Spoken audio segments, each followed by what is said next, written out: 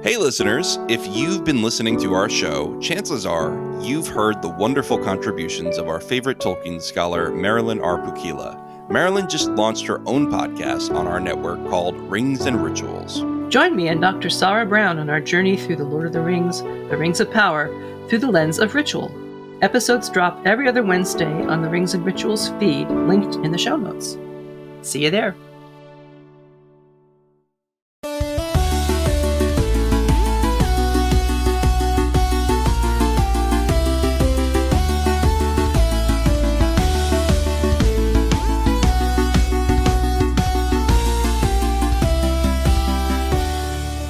Welcome to the Lorehounds Play, where the Lorehounds your guides to pixel-based adventures. I'm John. I'm Brandon. And I'm Jean. And this is our sixth The Lorehounds Play podcast, this time for Halo. In this episode, we'll be discussing the entire Halo game franchise, all the way from Combat Evolved to Infinite.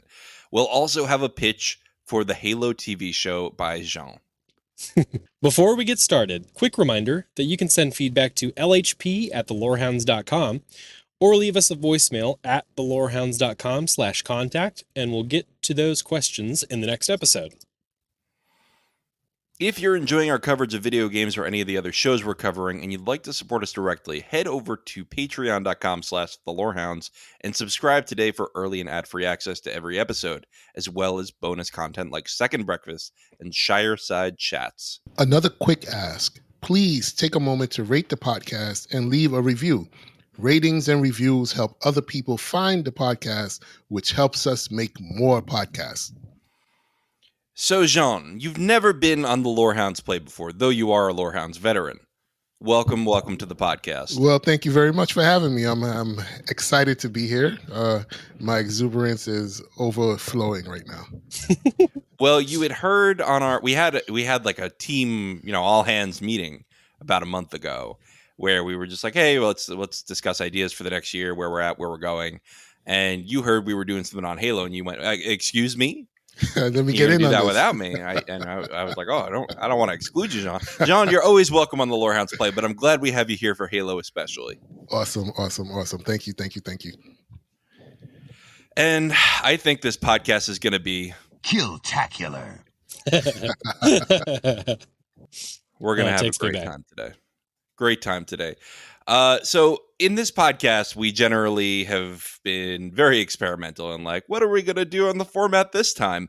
I've kind of tried to boil it down the last couple episodes, starting with Final Fantasy VII Remake. So we're doing a what have we been playing segment, quick few minutes, gaming news quick segment, background on the game, spoiler-free rating, red, green, yellow. I'll explain the rating system later, and then a spoilery review.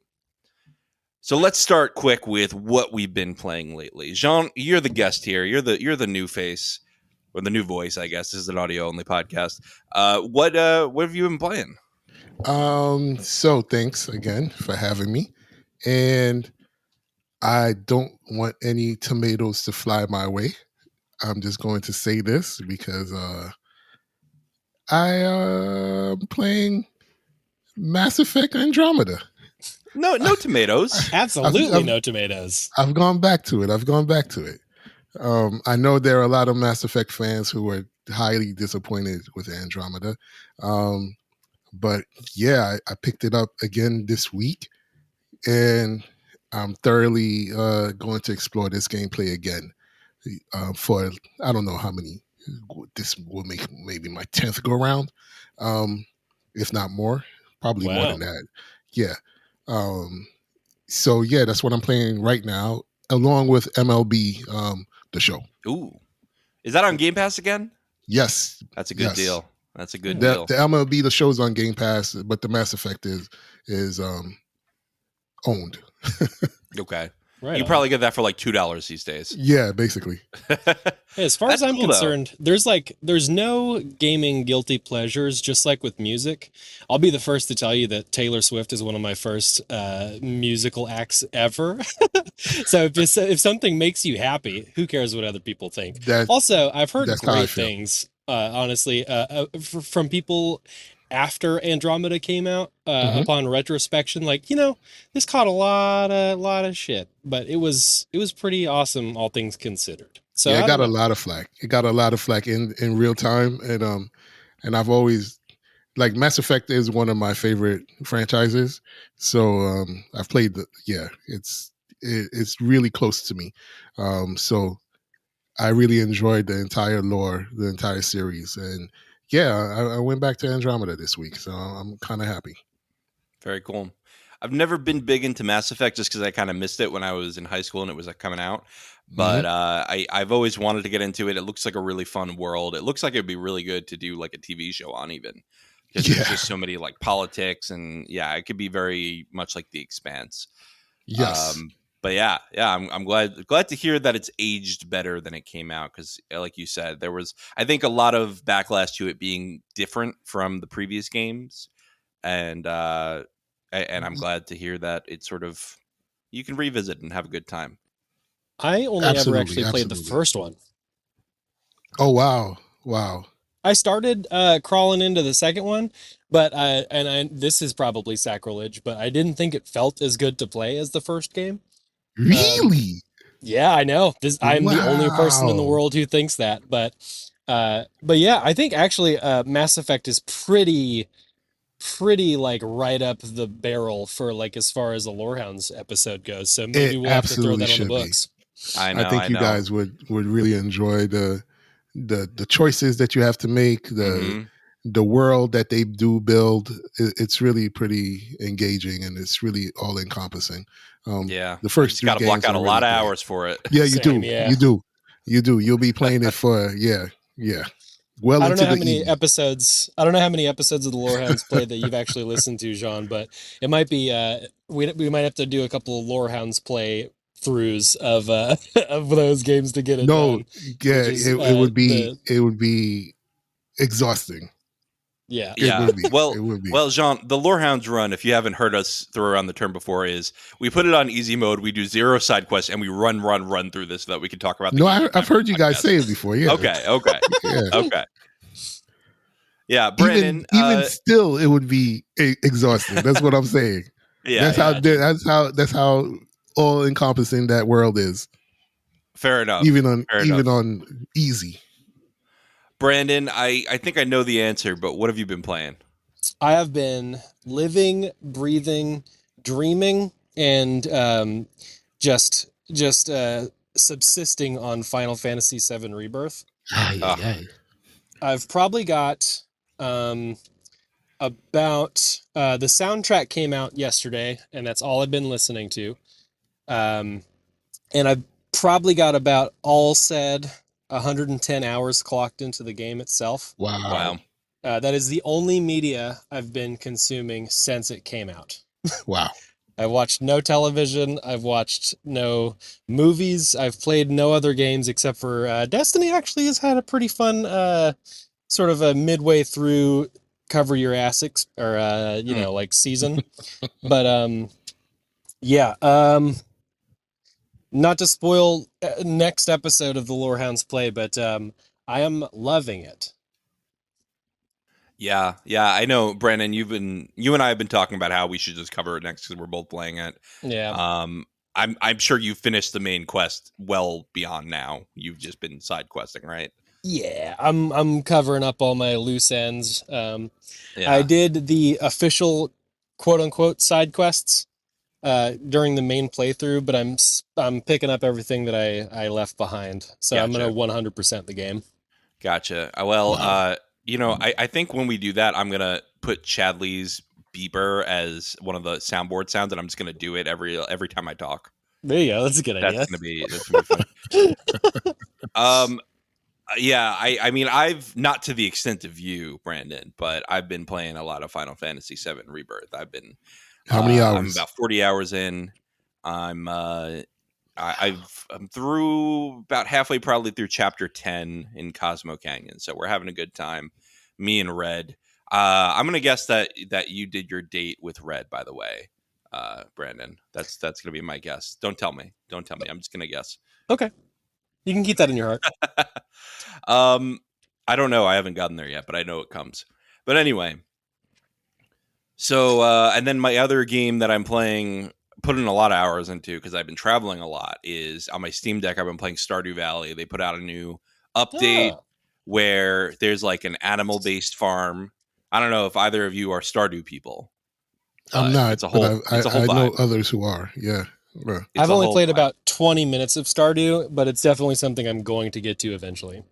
Oh, I have like 130 hours in that game. Oh, yeah. I've played like a crazy amount of that game, and I probably will get even higher and higher and higher, because the more I play it, the more addicting it becomes. I've even started playing it on PlayStation with my wife. I'm trying to get her into it. We're raising our chickens. I'm naming them after Lord of the Rings characters. We're having a great time. That's great. Oh my gosh. So that's what we're playing, folks. Let's talk a little bit about gaming news. There's a couple news stories I just wanted to highlight here, because that we've covered some Star Wars games here, and this is a big Star Wars channel. I wanted to highlight that Ubisoft is coming out with Star Wars Outlaws, coming out with the new Star Wars open world game in August of this year. It's finally coming. Everybody hype? I have a fraught relationship with Star Wars, but Ubisoft has been, I believe, on a bit of a streak, coming out with pretty quality releases as of late. They're on a redemption arc. Although they had that sailing game, they had the pirate game that was horrible. Oh yeah, well that one was always going to be doomed. But it was supposed to be quadruple A. Yeah, it's Skull and Bones has been one of those things. It's been basically a joke in the gaming community for so long that, like, no matter what they were going to do, it was just going to be Assassin's Creed Black Flag, but just the ships. So I don't know. And I don't think anybody wants that. Nope, because Assassin's Creed Black Flag is still exactly solid, pretty to this playable. Day, so. Yeah. It's really a shame. But anyway, I've enjoyed my fair share of Ubisoft games. I mean, I loved the classic Assassin's Creed. I've enjoyed a lot of Assassin's Creed Odyssey. I thought it was too long and I couldn't finish it, but they've done some good stuff recently, and a lot of it has that formula. Give me the same formula every single time aspect to it. But I did hear today there are no map towers in the Star Wars game. Oh wow. Which is a big departure. That's interesting. Huh. It's going to be a whole different thing. Yeah, Ubisoft with that tower. What are we going to do? I mean, I'm going to probably play it day one. I mean, I just love Star Wars. I want to play an open world Star Wars game. It's absolutely what I've wanted for a long time. Yeah, that's always been the hope for a Star Wars game, is finally, because it's such a lived-in awesome world, and everyone wants to kind of roleplay in it. So it's surprising that they haven't really nailed that yet. But Star Wars has just been in so many hands. So hopefully this is some a better good than home others. For it. Yeah. Talks of the PS5 Pro, next gen Xbox Switch 2. Are we ready for the next gen? Yes. John? You ready already, huh? Yes. All right. Yeah. Make your case. Yeah. I'm just ready for super fast, super sharp graphics all around. I don't think you should have to be tied into a particular, like you have to have this sort of setup in order to enjoy a game at its best. I think the console should allow you to enjoy the game at its best. Everybody's, running around trying to find parts to make their consoles better, to make their TVs look better, to have a better gaming experience. If we're shelling out the money that we're shelling out for games and for consoles, then it should already be that. So I'm hoping this next gen cuts down on having to buy extra things in order to play the game as it was meant to be played, quote unquote. It's a good point. I think especially when you have a lot of games, most games nowadays have, do you want performance or quality mode, right? Yeah, this is where I'm at. And it would be so nice, and this was a big discussion in Final Fantasy Rebirth, because performance mode looks significantly worse than quality mode, which I don't think that's the case for most games. I think most games, you could tell if you're looking closely, but generally it's about the same. It's just, 4K upscaled, basically. But Final Fantasy Rebirth for some reason looks like garbage on performance mode, and I still play it on performance mode because I just hate. I'm so spoiled. I just absolutely hate 30 frames a second now. Yeah, I'm not playing anything. I don't even play the Switch because it's pretty much everything is locked in at 30 FPS. If you're lucky, I mean. Yeah. And I hear the argument all the time. The best game of all time, Ocarina of Time, was a locked 20 FPS, and everyone loves that. But we are not playing that game anymore that way this day. Right. Right. Yeah, I need 60 frames at least. And yeah, I mean, if the promise of 60 FPS locked with, the full 4K is what we're going to get. But I've never been a mid-gen refresher guy, so I don't think I'm going to pick those up because I'll just upgrade my PC if I want the games to look better.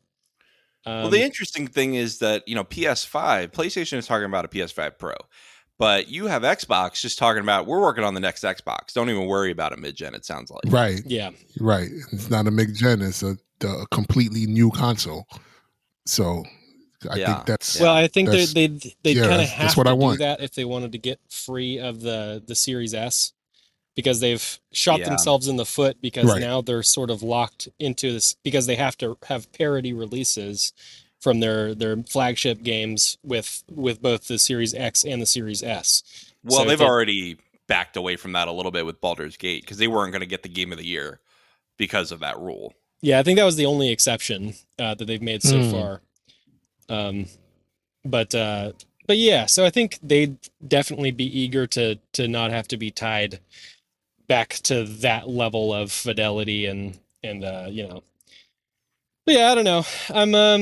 I'm eager for new stuff as always. My wife isn't excited for me to buy a whole other console again. She was like, I thought this was going to buy me 5 or 6 years at least. I mean, no, I think it will. I mean, I think that we're not going to see this before 2026, the earliest.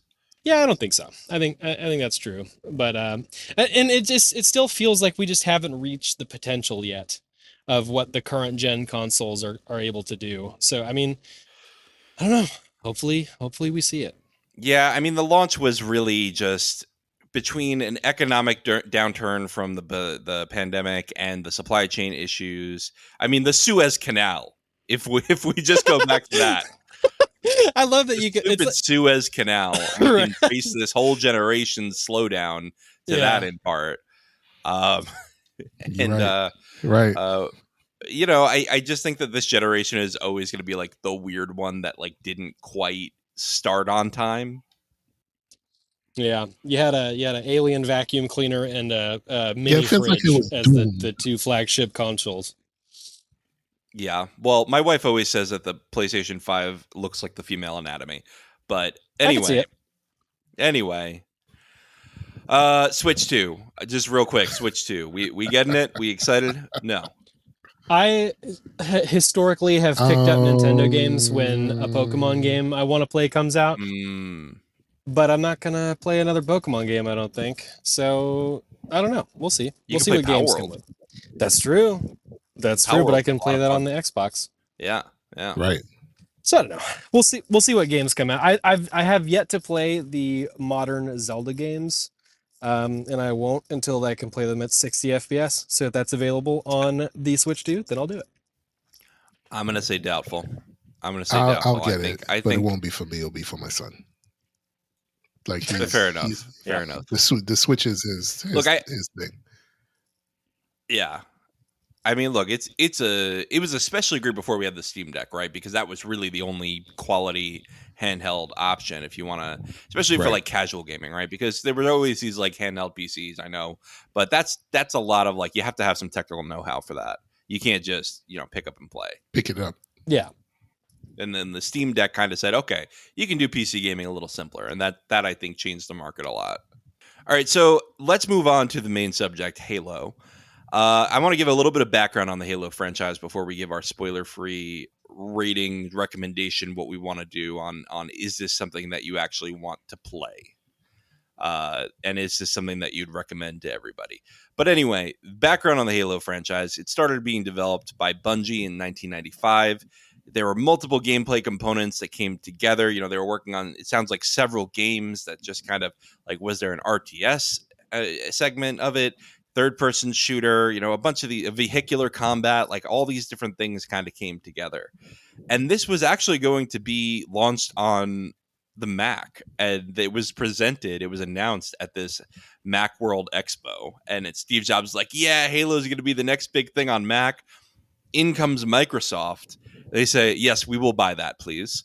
And it's no longer on Mac or even PC. It's coming only to Xbox, this weird new console that they're making.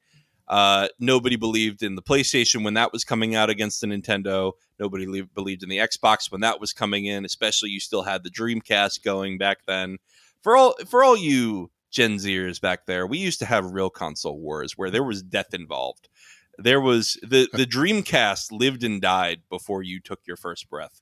And it was quite a lot more hostile of a console environment, I would say. Today, it's honestly pretty tame, especially with crossplay and things like that. I was just gonna say, yeah, definitely. Like, we, as a gaming community, destroyed Sega's hopes of a console by ripping and pirating all of its games, which is what led to the downfall of the Dreamcast. Yeah. And then like some of the 90s ads of just console warrior nonsense are just like, they're kind of a fun trip down memory lane. Like, look at how edgy everyone used to be. Yeah, it's kind of wild to look back. Yeah, especially Nintendo and PlayStation, I think, threw the most bows back in that fight from what I can remember. So yeah. And people were really, like you said, folks are really serious about it. Yeah. Like, it was the cause of many friendships being on some shaky ground. I'll tell you that much. Yeah. We now think of like console war stuff as like the cringiest bullshit in the gaming industry as of right now. Right. But yeah, back then it was serious what box you had. Yeah. Which is funny because it was pre-multiplayer, right? So you didn't even have to worry about what your friends had. Exactly.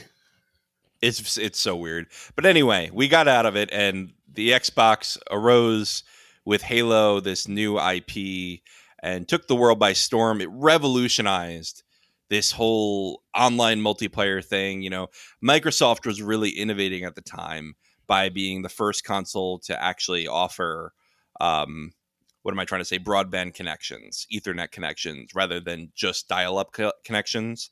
And this is really what allowed online multiplayer to become a thing. I honestly think that the Xbox, more so than the other consoles, led to the creation of these online gaming communities. I'm sure it would have happened eventually, but I think it really accelerated it. And I don't know about you two, but that's always been my feeling. No, yeah, I mean, yeah, back in the day, it was funny enough called Xbox Connect. Was like a thing that you would use to get online and play with your buds. And I remember Halo 2 being the first thing that I used for that. Me too. My brother, so I was like 8 years old. My brother was 13. He handed me the controller and said, "Come on, I need a second player." And that was my first online gaming experience. It was crazy. Wow. Yep. Hell yeah. John, you were going to say something? No, I completely agree with both of what you both said. Those were great times, man. Absolutely. Those were fun times. It was so new. It was so novel. And I don't think when you're in it, you don't understand. But looking back at it, some of my friends and I just say, wow, this was like groundbreaking stuff that we were a part of. You know what I mean? Yeah. Well, that and you know, for you youngins out there, again, I'm going to make this joke, but we didn't have party chat back then. You had no party chat. So you couldn't just group up and talk to only your friends. If you had a mic, you were talking to everybody on your team. And in between games, you were talking to the other team. You were talking so much trash. My God, so much did we talk trash? And it's terrible. Oh, my God.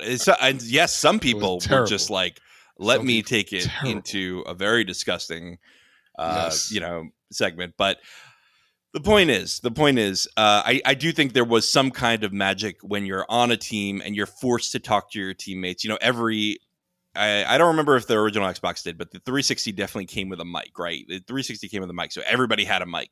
And we were all just like on chat. Let's figure it out. Let's be a team. And I think that's something that we have lost in gaming generally. Yeah, definitely. With Halo 3, with that coming out on the 360 and the integrated, not integrated, but yeah, it came with a mic in the box. I think that's when probably all of us reached the pinnacle of our like shit talking abilities with between Halo 3 and I think Modern Warfare, one of those. Modern Warfare, yeah. Man, if you could take a slice of an era of voice chat and put it directly in jail with all of the slurs and just horrible things that would come out of people's mouths. Jail, not even in the jail, under the jail, like bury it under the jail. That's how bad it was. We had a couple of designated people that would wear the headsets and not even play the game. They were just better at talking shit, so they'd get on mic. Oh my God. While our best players would be playing the actual game.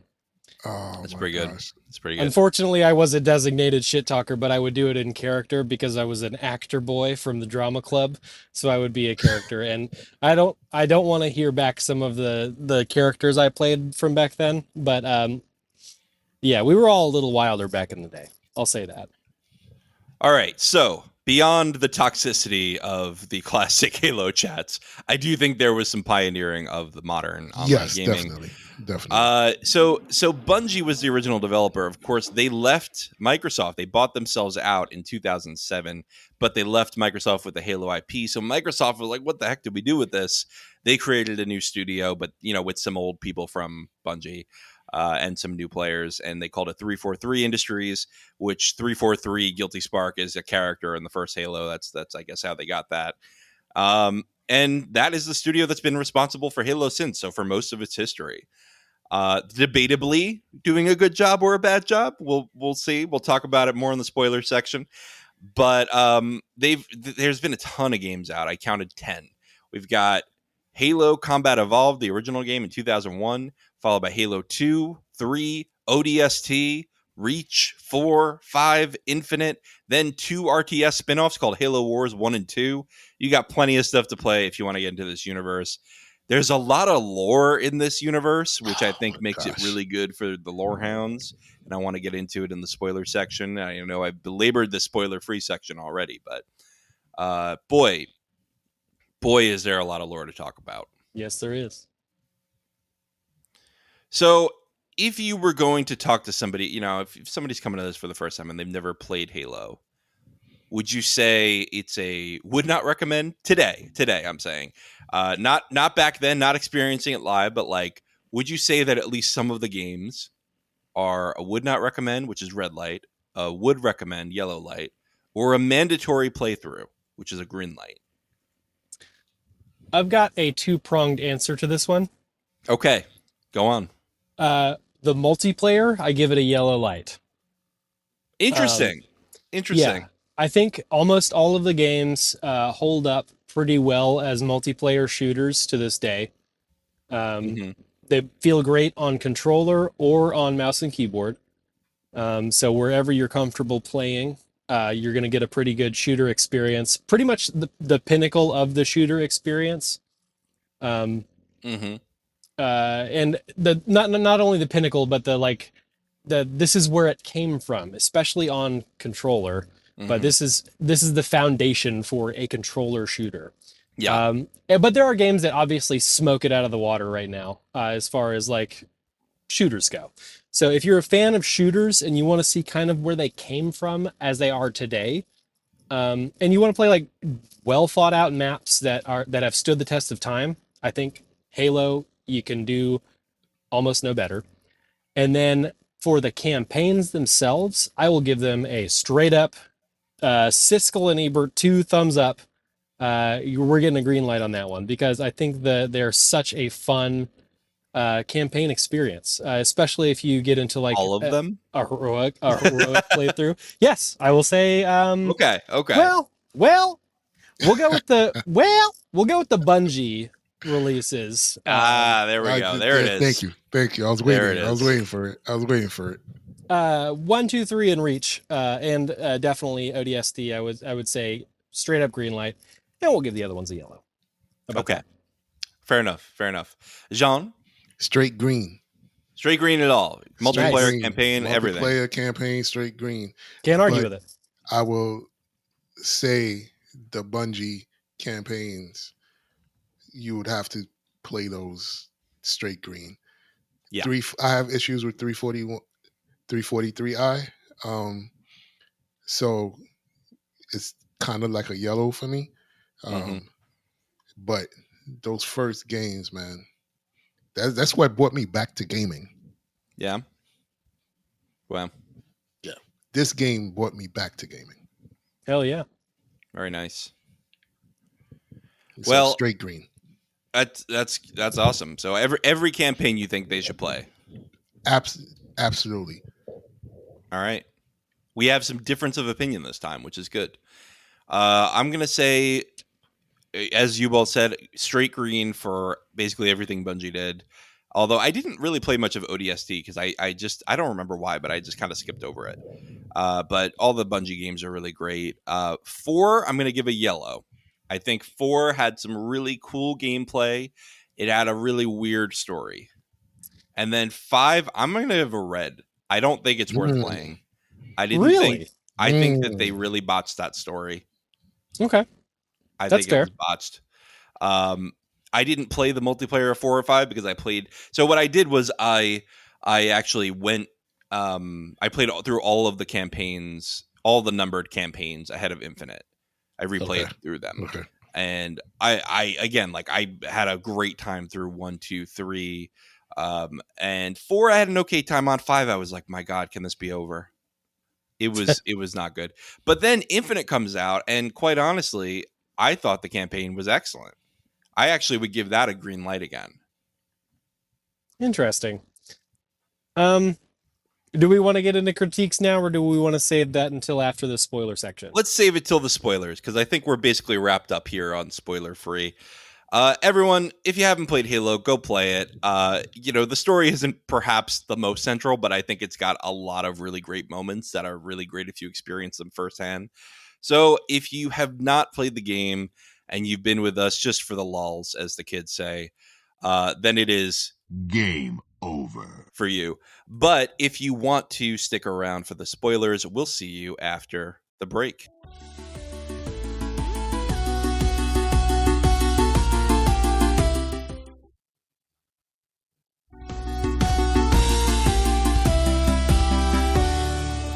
And we're back. So let's talk full spoilers now. If you've not played the Halo games or you don't want them to be spoiled for you, be gone with ye. And do not come back until ye set forth the conditions that I don't know. Anyway, just play the games and come back. So here's a main plot synopsis before we get into details. And I mostly focused on Halo 1 because I think that sets forth the main story, and then, the rest are just kind of continuations. Fair. So the human race has expanded throughout the galaxy and come into contact with a hostile coalition of alien races known as the Covenant. The Covenant appears to be interested in something called a halo, a mysterious terraformed ring-shaped planet that they believe to be a weapon. Master Chief Petty Officer John 117 is a Spartan, a genetically enhanced human with super strength, agility, stamina, and durability. He and his AI assistant Cortana discover the true purpose of the Halo is to destroy all life in the galaxy to prevent the spread of the Flood, a hive mind parasitic organism that takes over any life it touches. Chief and Cortana destroy the Halo before it can be used. Over the course of the rest of the series, we meet characters such as the Arbiter, a Covenant leader turned ally to Master Chief. In Halo 3, Chief destroys another Halo and goes missing following the destruction. So that's the main Bungie arc. I'm just going to really quick give you the Halo 4 and 5 synopsis. They explore Chief's journey after his cryosleep and explore the convoluted lore of the Forerunners. They also begin the storyline of Cortana's intelligence decaying, causing her to become dangerous. Halo Infinite reset the series in many ways, being the first to include a free multiplayer mode and the first to feature a new non-Cortana companion. Well, I know that's a debatable point. Yeah, it's a debatable point. I'll give it a. We're in spoilers. We're in spoilers. We can say it's kind of Cortana. Right. It is. Right. I just to get out in front of like what I think the heart and soul of like Halo storytelling is. Divorced of all of the space politics and ring worlds and all that, I think the heart of Halo storytelling has always been Master Chief and Cortana, the bond between those two. Yeah. And I think sorry to critique it right away, but I think where 343 lost its way is whenever it tried to divert from the actual heart of the storytelling, which is the bond between Master Chief and Cortana. They tried to pull that string in the way that made us feel, but I mean, you kind of need the buddy cop duo for me to sort of make it work, and that's where it sort of starts to fall apart. And it's one of the things that was so refreshing about Infinite is that it kind of brings that back a little bit. And 343 get to have their cake and eat it too, because you still get scary, evil Cortana in the background with the fresh, young, perky new Cortana, basically. Yeah, well, I did like that they had, villain Cortana just kind of come to terms with the fact that she was the villain and that she needed to stop herself. And I do think that the whole her AI is decaying, or I forgot how they said it, but just like it's fading. She's not able to degradation. Degradation, that's the right word. I don't think that was necessary. I think they could have made a really good story about the Prometheans and the Forerunners without that. But they did what they did, and I think that Infinite really made the most out of that situation. Agreed. I hated that. I coming in hot. I hated that part of the game. Like, I did not want to see evil Cortana bent on eradicating the humans, eradicating all organic life. Or I didn't want it. I didn't want it. I didn't like it. Trying to, it threw me off for a long time in the game, even though, like we said, there's, before there's the evil Cortana and there's the newer, nice Cortana that we all love, right? Yeah. I hated this duality. I didn't like it. Very understandable. I didn't like playing this game with her as the antagonist. It just felt off. I didn't feel like she was the antagonist of Infinite, but I agree with you on 4 and 5. But you did have that, new Covenant leader, the what were they called, the Banished or something like that? Yes. Yep. So the Banished, I think that they were an interesting new faction, and I appreciated that they figured out a way to bring the Covenant back, but not really.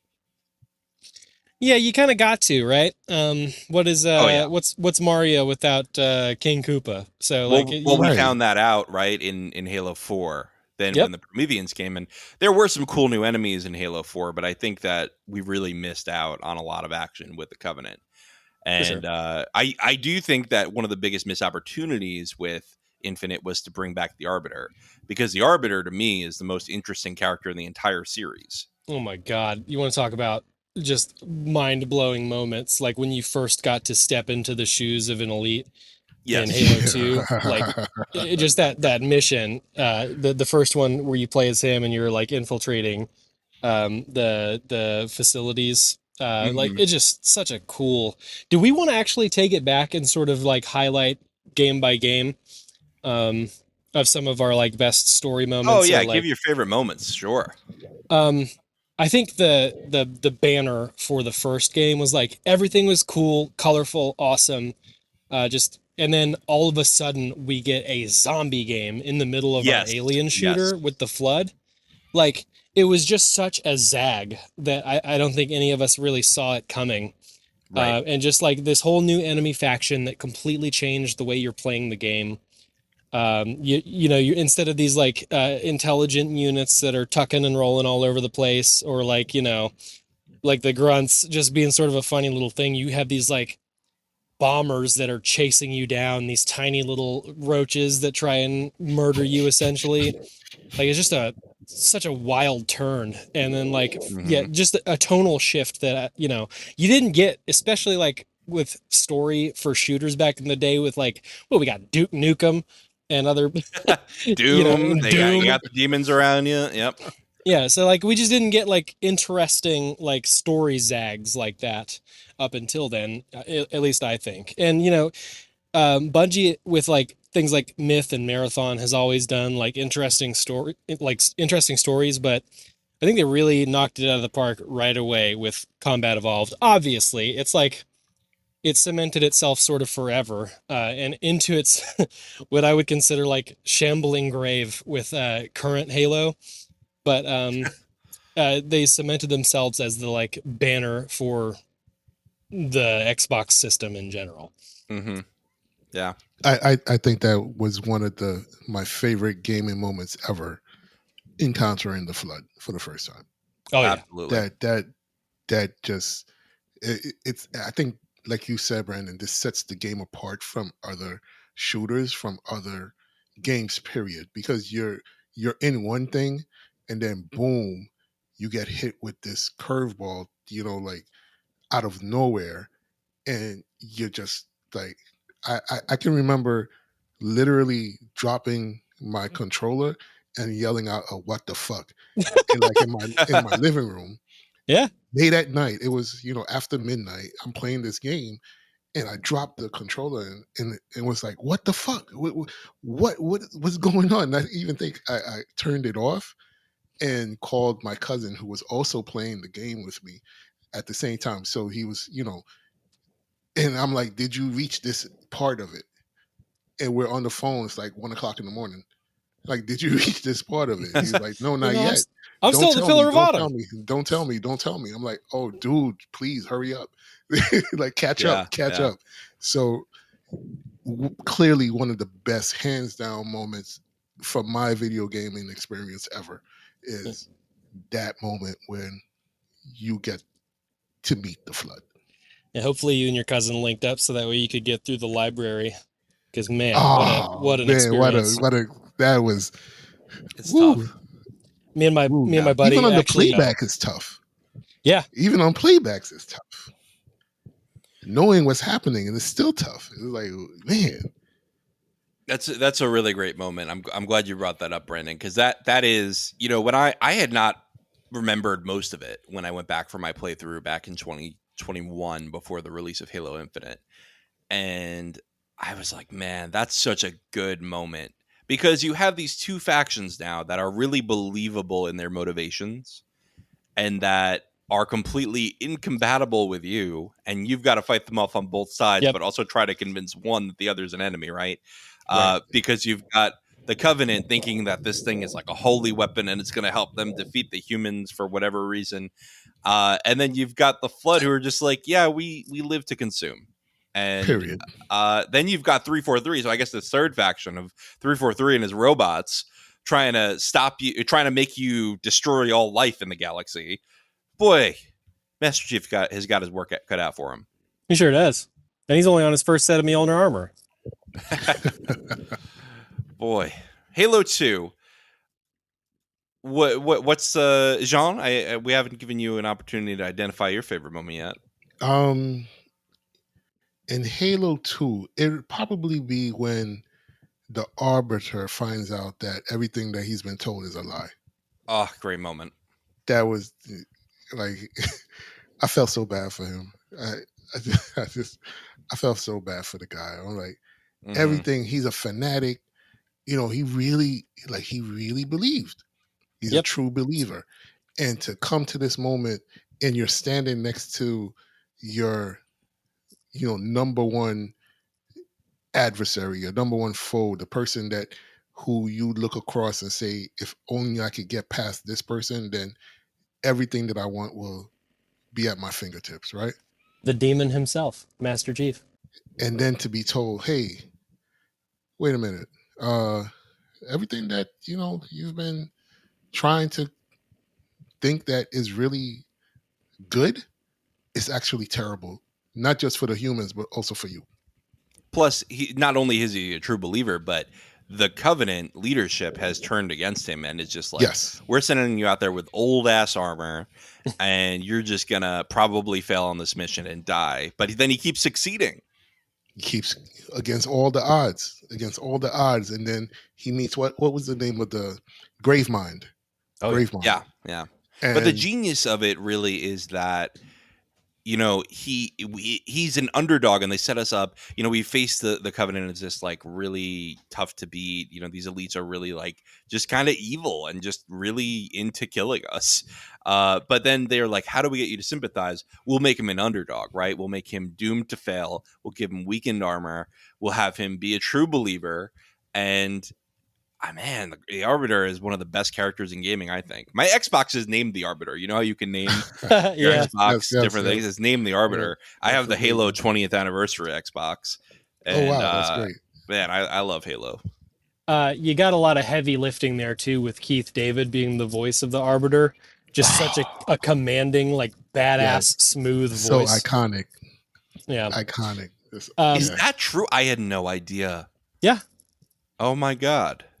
That's insane. Mind blown there for you. My favorite Halo 2 moment is when Breaking Benjamin kicks off when you're in the middle of a gunfight. Only the strongest will survive. Such a kick-ass, like, I just remember like hearing guitar swelling up in there, and you hear like just, you know, early 2000s, just, I don't even know what you'd call it. Just pop, like light metal kickoff. It was just such a fun part of that game. Yeah. What about you? You got a third, or you got a favorite part of Halo 2, or do you want to go to 3? I'm going to 3. I think let's each do one on the order, because honestly, I don't even think I could do one for 4 or 5. So we could just do the Bungie ones. That's fine. That's fair. Halo 3 for me, one of my fondest gaming memories ever is playing over and over again the escape from the Halo at the end with my friends. Yeah. Campaign co-op online. You know, it's a Saturday morning and we're just, you know, drunk on Mountain Dew, just completely wired with caffeine. And we are just going to laugh and yell at each other and play through that escape on Legendary and have an amazing time. And of course, we're going to have the Grunt birthday party skull on. Absolutely. So that every time we headshot a Grunt, confetti pops out. Yeah, I think for me, because I'd at this time I had read all the Halo books that had released, so I was like I was pretty entrenched in the lore at the time of Halo 3. So like the big deaths in Halo 3 got me. With Miranda Keyes and with Sergeant Johnson, fucking guilty spark asshole. Yeah. That was tough. So like those were rough, but yeah, as far as like just the pulse pounding fun, I'm with you on the escape. Like it sort of runs back Halo 1's situation where the last level is the Warthog. Like surprisingly, like this is a shooter, no final boss. We're gonna drive. Yeah, it's sort of that situation. And yeah, it was a pretty good experience. I'll agree with you there. What about you, Jean? When he kills the high prophet of truth. Hell yeah. Oh, that's really good. That's my moment. Fuck that That's guy. my moment. Yeah. When Arbiter does it, that's my moment. That's the killer moment for me. Yeah. I with this game, not just this game, but with a lot of the games that I play, if the story is not engaging for me, even though it could be, there are some shooters, there are some action games that you just play just to play, and you just love what you're seeing on screen, right? But there are certain games where I want to be pulled into the universe, and Halo is definitely a game that I was pulled into the universe. So the story got more and more important to me as I played it, right? More so than the action. Yeah. So seeing that moment at that point of time really was cathartic and made me feel good. Oh yeah. It made me feel good. Yeah. I love to see a religious zealot destroyed. Always great. There you go. Well, also he was kind of full of it, right? Like I don't think he fully believed it all either. He was. No, I don't think so. I don't think so. Yeah, I mean, it's just power corrupting, of course. Yeah. So we're mixed about 4 or 5, right? Yes, and should we talk about Reach quick? Let's do Reach.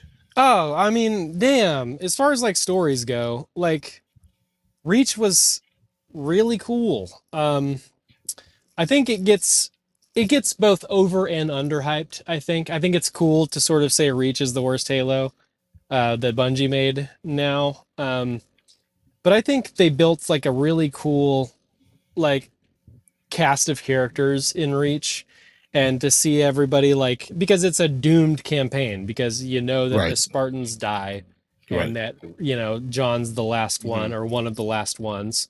Well, he's one of the last ones of that generation of Spartans. Yeah, the Spartan 2s. Yeah. And everyone but George from the Reach team are Spartan 3s. They're not Spartan 2s. George is the only one that was in the same class as John. George is the big one with the heavy gun, obviously, because the Spartan 2s were all fucking huge. But yeah, like, and to just like see the way they all go out just so heroically, and then obviously Noble 6 at the end, like the survive, like such an iconic moment, and like the payoff of this crew doing everything that they could do to get Cortana to Master Chief and to kick off the whole damn franchise. Such a gratifying thing, especially as the swan song for Bungie, for the Halo franchise. I think it is. It was an excellent story and executed perfectly to me. I don't disagree. I think my favorite moment is seeing 6 on the gun as the Autumn is leaving. Oh, hell yeah! You know, they could just making sure that the ship gets away, like you said, that, you know, and again, it's just the story bits for me that have left a lasting impact for how I look at the game and how I play the game today. It's just because other games, like we said earlier, other games do things better, but the story for this game, not a lot of other games come close to it. Sure, yeah. You know what this game does that I'm realizing, especially with Reach, that it does better than a lot of other games, is what we call in the TV stuff the traveling roadshow, right? Is the chemistry between Chief and Cortana and the chemistry between the Noble group is really great. Like, it feels natural. It feels like rapport between friends. It, you know, with Chief and Cortana, it feels uneasy at first, right? Why is this chip in my head? Why is this AI in my head? And then it's just fine. You know, they get used to it. Yeah, perfect symbiotic relationship. Don't you love the traveling roadshow of Master Chief and the pilot in Halo Infinite? Wasn't that a good roadshow? That was, honestly, it was pretty fun. It was pretty fun. Just such a such a ball of nervous energy to Chief's like, hey man, don't worry about it. I've kicked ass. Just stay here. Just stay here. Just stay here. Don't go anywhere. Just stay right here. You're gonna be fine.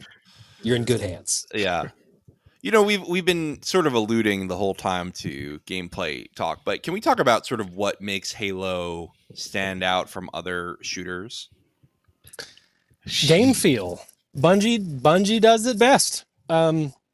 Even to this day, I think that they are the best as far as making a game feel good to play. But what does that, right? Yeah, it's got to be something to do with they definitely, if you're playing on the sticks on controller, they sort of pioneered the aim assist system, and that feels good. They simplify a lot of mechanics as well. You know, they added aim down sights and everything in some versions of Halo, but like for the most part, you're shooting well. What's the word I'm looking for?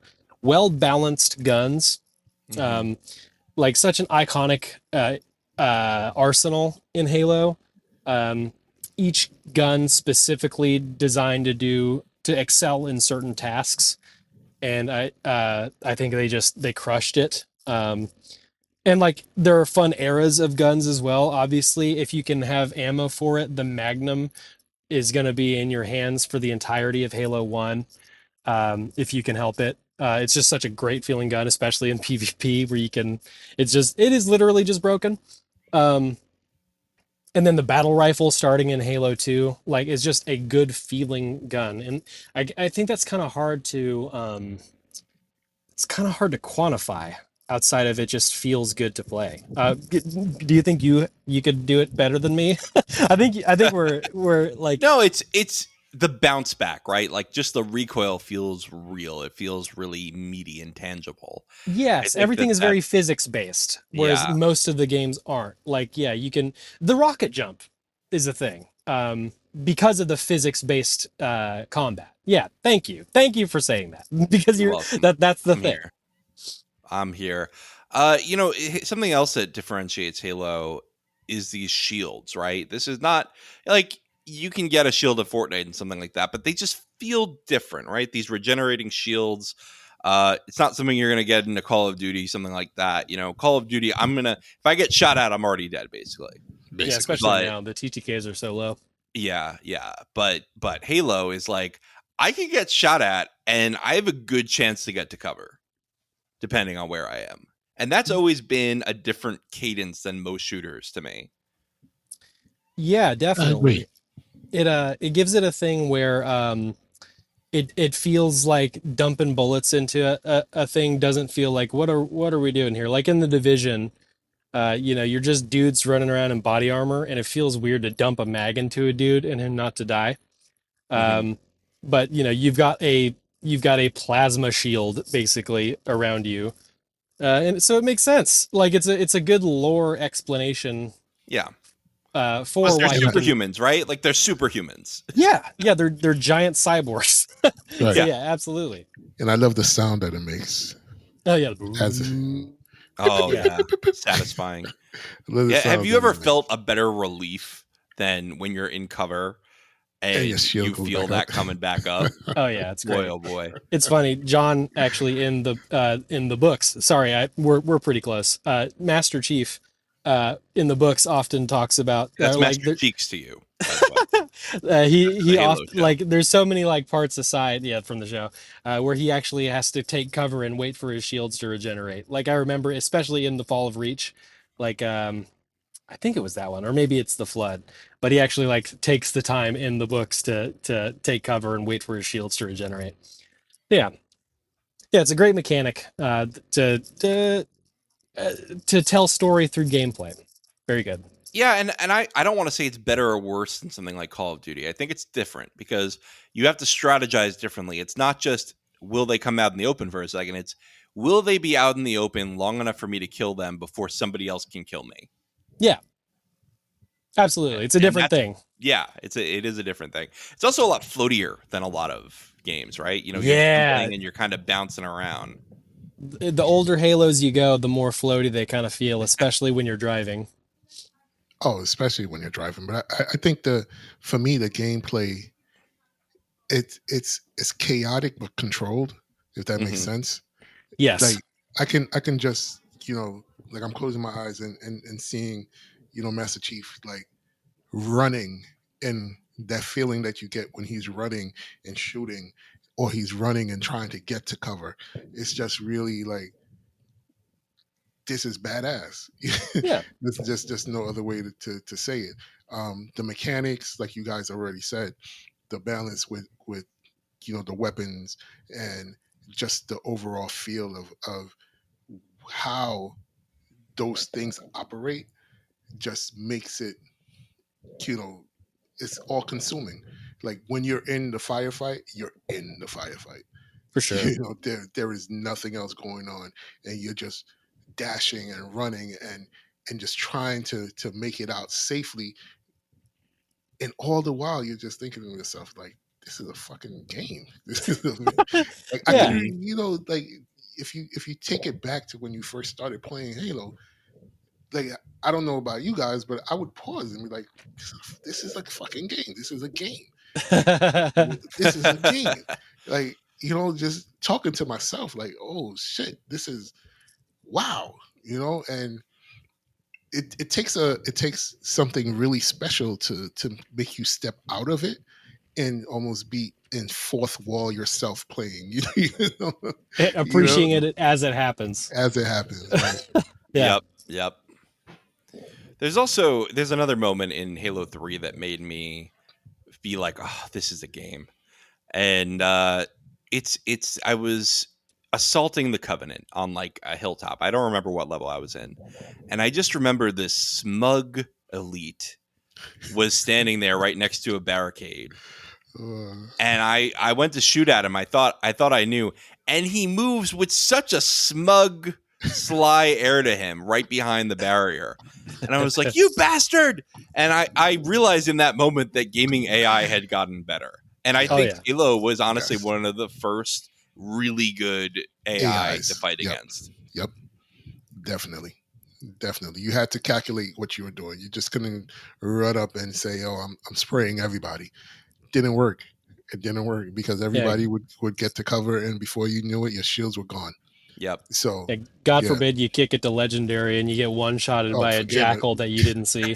The jackals. So that's something else, right? The enemy variety is you've got the jackals with the shields that are pains in the ass, which have the dumbest guns that are the worst. Like if you get down to those jackal guns, you're fucked. Like I that's like, oh man, I am scraping the bottom of the barrel here. I can't reload anything. I'm getting these little plasma pistols. Well, the cool thing about the arsenal as well is that everyone could use it. So like no matter who's using what gun, except for some instances with the first game, but if somebody's using a gun, you can pick it up and use it. Yeah. Or if an elite's like, I want to use a needler, he'll tuck and roll on a grunt's corpse and pick up the needler and use it against you. So like that's one of the cooler things that Halo did as well, I think. You could also make your Marine teammates trade you their guns, which I absolutely. I don't remember if you could do that in the first one, but you can at least do that in 3. I remember. I think you could, and the best thing to do is to give them the rocket because they'll the rocket or the sniper because they're excellent shots and they don't run out of ammo. They don't run out of ammo. Oh, interesting. I didn't know that. That would have saved me a lot of time. Yeah. Oh yeah, keep your Marines alive because they'll be great snipers.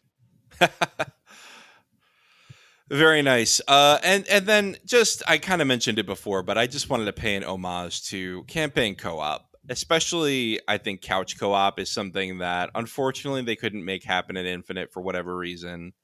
I miss it. It was such an amazing part of Halo that I will always cherish the memories of. Absolutely. I think that's one of the best parts of the game. Yeah. Quite honestly, just sitting next to somebody and rocking it out. That was those were some of the best memories that I had gaming. Definitely. Same. Yeah. Did you guys ever do the big LAN parties back in the day? Yes.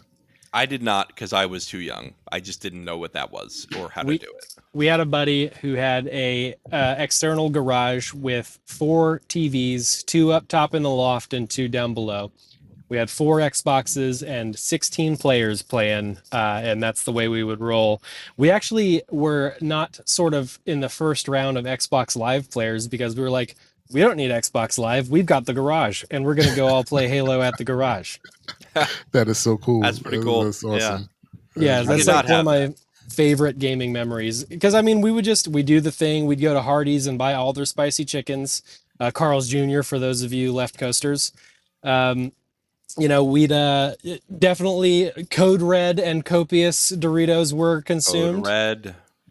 But yeah, I mean, like, it's these are memories that you can still have. You're playing Fortnite now, probably, maybe Infinite, but like, yeah, like we look upon these things with rose-tinted glasses, but like, these are still memories you can have, and it's a cool thing now. Like, obviously, the LAN party and the split screen are sort of the foundation for all this, but I am so thankful that as an adult I don't have to drive over to my buddy's house if I want to get in a couple of rounds. Can you even do it at this point? No, I'm in a truck right now. I'm at work. So there's absolutely no way I can do that. By the way, yes, Lorehounds audience, if I sound a little different, it's because I'm in my work truck. So sorry to break the fourth wall there, but next audio that you hear from me should probably sound a little bit better. But I think we're making this work. We're making it work. We're making it work. We're having a great conversation about Halo. I think that there are plenty of opportunities even today to just be silly on gaming, right? I mean, I've had silly experiences with my friends. The same Halo crew I had in high school, we still play games sometimes. Same. They're my Destiny friends. Yeah, really we don't Destiny, but a lot of us Fortnite every now and then. So that's usually what we or Call of Duty, depending on if the Call of Duty was good that year. Hell yeah. Right. So we have a good time. And, I even have goofy moments with them. Like I'm playing Fortnite with them one night and I'm like, you know what? I'm just going to drive this car out the wall. And I just start slamming the wall. And my friend just couldn't stop laughing. And it's just like, that's recapturing that Halo magic for me. That is a Halo moment there for sure. Yes. Yeah. All right. Jean, it's time. You were telling me you were laughing before because I wrote this one line in the outline. Jean, pitch the TV show. Oh, gosh. Master Cheeks. Why should we watch it? Well, based on this conversation, now I don't know. No, but in all seriousness, Okay. All right. I think the first season is pretty difficult. The reason why I say it's pretty difficult is because this Halo TV series is not the game. Mm-hmm. It's not the same. It's like an alternate universe of Halo. So everything that, from the characters I'm talking about, like everything, there's no similarities to the characters that you know. And I think that's what a lot of people got thrown off by, because Master Chief's story is different. Noble Team is not here. Cortana and Master Chief are not in that classic symbiotic relationship, even after 2 seasons. So it's really a different story that they're telling. But it is enjoyable in season 2. I will say, watching the fall of Reach, even though it's not the fall of Reach that I knew, was really cool. That storyline played out really well. I thought it was really well done. Some of the action sequences are really awesome. To see like the weapons that we're used to seeing in live action, really cool stuff. Is it a must watch? No. Will you be disappointed if you do watch it? I don't think. It's not. What's another game adaptation? We got a couple going right now. We got Fallout on TV. We got The Last of Us. Okay, so I just watched the first episode of Fallout. Yeah, Fallout is already a better TV show than Halo. I'm hearing that Fallout is like way better than it has any right to be. Yeah, just in case one of our listeners here is somebody who tunes out for credits. How dare they? Just kidding. We do have coverage on our network by Aaron and Chase, who are our affiliates on the Radioactive Ramblings pod. You can find that in the show notes. So they're going to be covering the Fallout series. They've already got their coverage of episodes 1 through 3 out now. Yes. So first episode is already better than this Halo series. Master Chief is still Master Chief.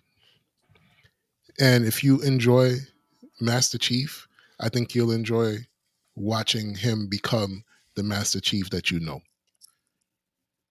He's not there yet. But we hope that he gets there. I actually like the first season. I think you like the first season?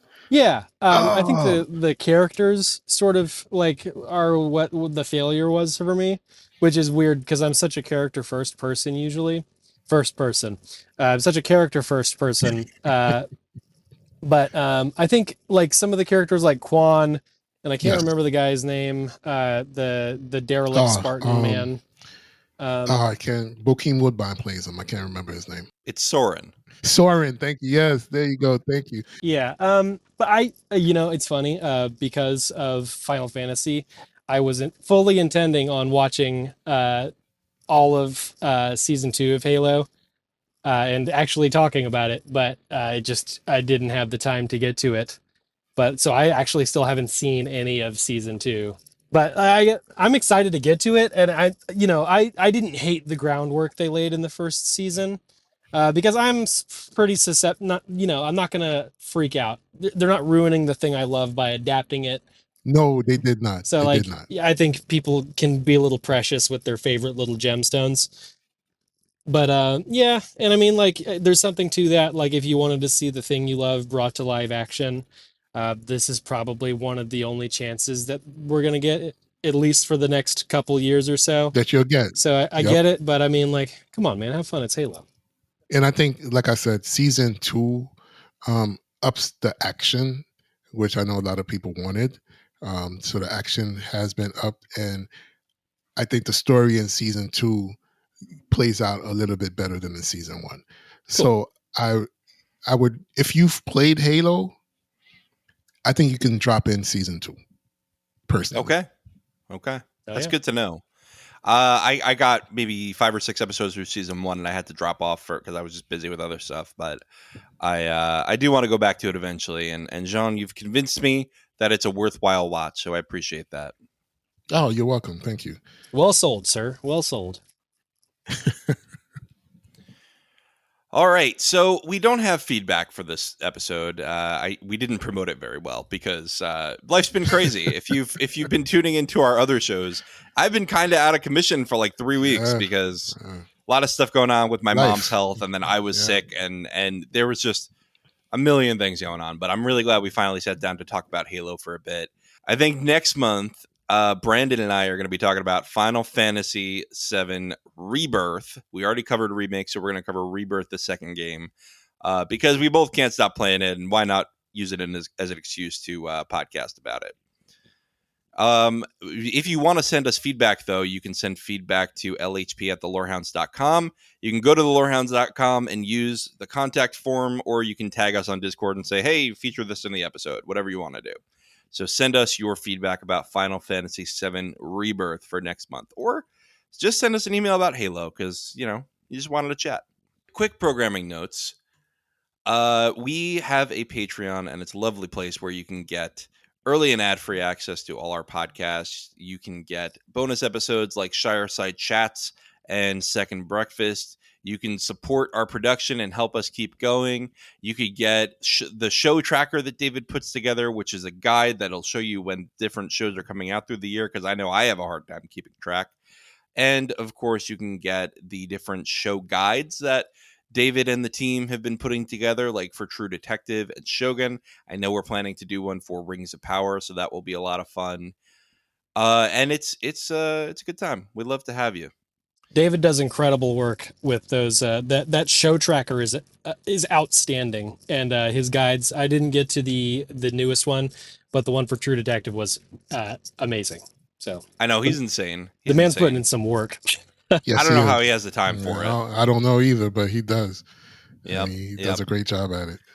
And, of course, if you want to do something similar to Patreon but built a little bit more for podcasters, we'd love to have you on Supercast, which is very similar and same pricing. It's just, it gives us a little bit more flexibility. We've got some plans to expand some features over there.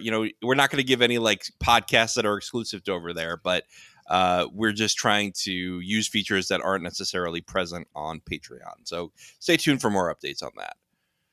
For now, I want to talk about our affiliate programming. We've got, as I mentioned, Radioactive Ramblings, a Fallout podcast, a brand new sponsored podcast on our feed. Please go check them out. Subscribe, rate, review. Aaron K on the Discord, one of our mods, is the host along with his friend Chase. Aaron's a big Fallout fan. Chase is new to the property, so it's a similar Lorehoundy format where one person is the lore expert. And it is a binge drop, but they're breaking up the podcast into several episodes. So they've got episodes 1 through 3 out now. By the time this is out, there may be episodes 4 through 6 breakdown out. but I'm not sure quite yet when this podcast is going to drop. I think it's going to drop before their episode 4 to 6 breakdown. And then, of course, David and I will be on their feed at some point just to talk about our initial impressions on the show. So you can look forward to that. Please, please, please give them a rating and review and a subscribe. It really helps them find new listeners. We also have another pretty new podcast, Rings and Rituals, by Marilyn Arpakila and Dr. Sarah Brown of Signum University. They're doing an analysis of Season 1 of the Rings of Power through the lens of ritual. So they're looking at the bigger Tolkien legendarium. They're looking at ritual in our daily lives. And they're going through the Harfoots and the dwarves and all their singing and dancing and possibly leaving each other behind and the darkness and the light. And they're trying to get some deeper meaning out of this. And I'm loving this podcast. I don't know if you two are listening, but it's a great time. I was the first. Yeah. It's really good stuff. It's really, really good. It's really deep. I believe get out of my podcast. I'm such a bad friend. No. You're good. So anyway, please go check that out. They're really brilliant people. I could listen to them all day. I should have taken a class with one of them at some point. Wool Shift Dust is covering, that's Alicia's podcast, by the way, covering Beacon 23. Beacon 23, a lot of numbers running around. Beacon 23, Season 2. She did an interview with the author Hugh Howey, and she's gearing up to do a deeper dive in Dune. Alicia also, thank you, Alicia, for being the sub for me on half of the season of Shogun now, because life was crazy, and we really appreciate that we have a network of supporting people. Properly Howard Movie Review is finally back. I'm excited. And they're doing a season called Felonies and Fugazis. Oh boy. Or is it Fugazis? They're doing a series on crime films from the 20th century. It is Fugazi, by the way. It's Fugazis? Okay, yeah, thank you. It's Fugazi. So they did a draft of their picks, and it was a really fun listen, but they're doing Point Break, Shakedown, Tango and Cash, Pulp Fiction, Gross Point Blank, and Rocky. Goodness. So that's going to be what a really murderer's row. Yeah. So subscribe over there. Check it out. I just saw a review for them. It was great. It said, "This is the podcast I didn't know I needed." Perfect. So, yeah. That Point Break. Great time. Let's get with the Point Break. Let's go. And of course, just a reminder, when Severance comes out, we'll be covering Severance with the guys over on Properly Howard. We're going to have our own standalone feed. You can find all these feeds in our show notes. For us, we've got Shogun currently running. David and Alicia just did a one-shot on Monkey Man, which I don't even know what that is, but it seems like an interesting movie. It's a great movie. That's awesome. Movie. I'm glad. Jean, you're doing something with X-Men 97. What's the plan on that? Yeah, we're going to do that once the season is over.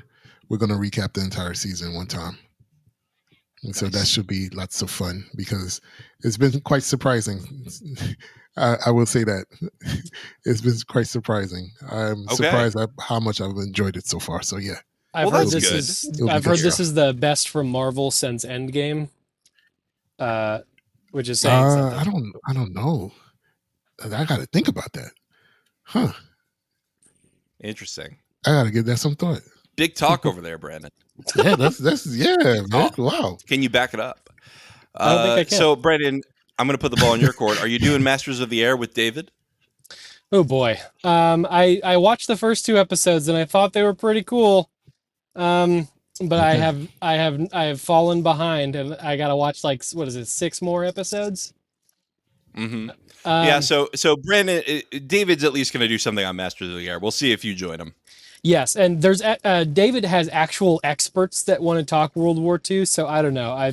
I might take that ball in the air and let someone alley-oop it. We'll see.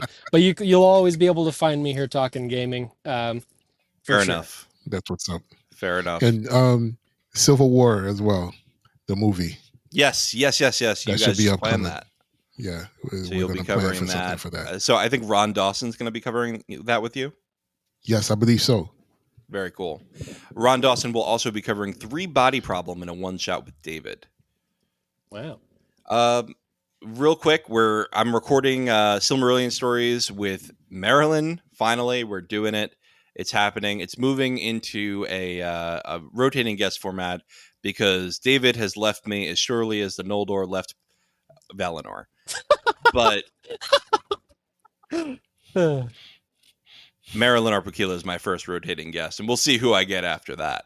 And then Marilyn and I are going to go forward with some Earthsea as well. So we got plenty of voices on the Lorehounds network. Let's divvy up the work a little bit, right? Absolutely. Delegation. Plenty of other stuff coming. House of the Dragon, The Acolyte, The Boys, The Bear, Doctor Who, Severance, Rings of Power. Busy year. But stick around for all the updates. Quick thank yous to everybody. Discord server boosters, Opus and the Machine, Gnarls, Aaron K, Tiller the Thriller, Duve71, and Dork of the Ninjas. Our lore masters, our Patreon lore masters, and I guess Supercast lore masters too, which is our top tier supporter. We love you. We cherish you. We love all our Patreon supporters, but only one tier gets that special shout out every episode, and that is Samartian, Mark H, Michael G, Michelle E, David W, Brian P, Nick W, SC, Peter OH, Bettina W, Adam S, Nancy M, Duve71, Brian 8063, Frederick H, Sarah L, Gareth C, Eric F, Matthew M, Sarah M, DJ Miwa, Andra B, Kwang Yu, Deadeye Jedi Bob, Nathan T, Alex V, Aaron T, Sub-Zero, Aaron K, Dally V, and Mothership 61, our newest lore master. Then we have our special request, Gnarls and Adrian. Well, Jean, I really appreciate you joining us on the Lorehounds Play. I hope you come back again soon. Yeah, I hope to be back. Thanks for stopping by. This was fun. This was lots of fun. I hope to be back. Let me know what else you guys are covering. And if I've played, I'd love to come back on and talk. Yeah, I know you're not really a Final Fantasy person, but we'll let you know what we're covering the following month. Okay, cool. Brandon, always a pleasure. Get some sleep before you got to go back to work. Yeah. Indeed, I'm going to be hitting the hay as soon as we upload this thing. So yeah, but always fun to take time out and talk gaming. And same here. It's time for Game Over. The Lorehounds podcast is produced and published by The Lorehounds. You can send questions and feedback and voicemails at thelorehounds.com/contact. Get early and ad-free access to all Lorehounds podcasts at patreon.com/thelorehounds. Any opinions stated are ours personally and do not reflect the opinion of or belong to any employers or other entities. Thanks for listening. Hey listeners, if you've been listening to our show, chances are you've heard the wonderful contributions of our favorite Tolkien scholar, Marilyn Arpukila. Marilyn just launched her own podcast on our network called Rings and Rituals. Join me and Dr. Sarah Brown on our journey through the Lord of the Rings of Power, through the lens of ritual. Episodes drop every other Wednesday on the Rings and Rituals feed, linked in the show notes. See you there.